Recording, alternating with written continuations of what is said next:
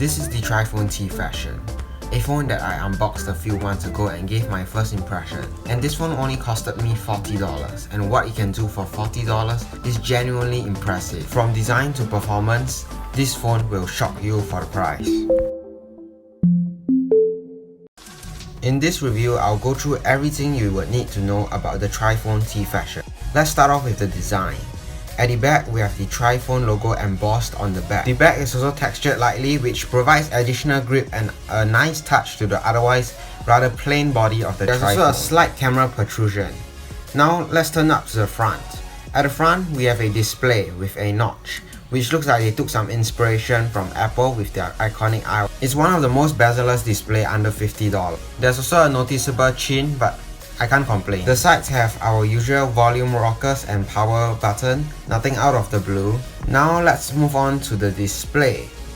So the display is 540p, which is pretty sharp, and in fact one of the best screens you can get for the price. The small bezels with the notch at the price point, the viewing angle is pretty okay, as long as you don't tilt it more than 150 degrees. However, the brightness of this kind of suffers a bit. In harsh lighting, it can be usable, but it's pretty hard to see. Now let's move on to the camera. Let me get one thing straight. There is a 5 megapixel camera and a 0.3 depth sensor. A 0.3 megapixel depth sensor don't really do anything. In real world usage, it's just a 5 megapixel main camera that you're gonna use. This snap is really better than I expected. It has more saturation and more detail than I thought. The video records in 720p, it's okay.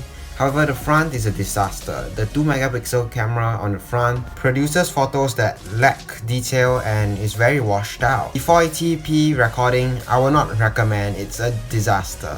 This phone runs Android 8.1 Go Edition, which is an optimized variant of the full Android 8 experience. It has 2 gigs of RAM and 16 gigs of internal storage, but you can always add an SD card and bump that up to an extra 64 gigs more. I also found out that this phone has 4 cores, a quad-core processor, with all cores running at up to 1.3 GHz, which at first I thought it's going to be a complete disaster when it comes to gaming, but generally gaming and day-to-day usage, I think it should be pretty okay. Subway Surfers run without an issue, and I even tried playing Brawl Stars, which heats up the phone a bit, but otherwise it runs pretty well. And just to spice things up, I tried running Asphalt 8 on this phone, which is crazy. This is a very intensive game which kind of max out everything, and it runs it with minimal lag. I mean, I'm pretty surprised by that fact.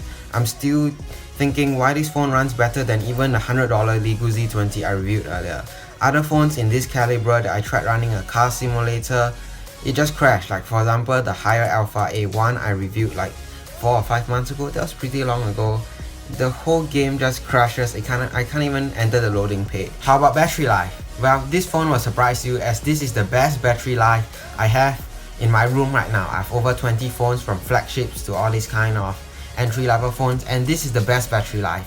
Like seriously, I think this can even kill off like the Note 20 Ultra's battery life, can even beat the iPhone 12 Pro Max by a long shot, or even the Poco M3. This battery can last comfortably with 2 full days of use, and it's very impressive. I mean, it's well optimized, and this battery is very capable. This phone is also very capable as a whole. Speaking of as a whole, let me just sum up this phone. This phone is incredible value. At $40, you get good screen, great performance, great battery life, a capable enough camera. I mean, it's questionable, and the unboxing experience was pretty good. Do check out that video. All in all, it's a great phone. For $40, I can't recommend you any more than the Trifone T Fashion. With that being said, thanks for watching, and I'll catch you guys in the next one.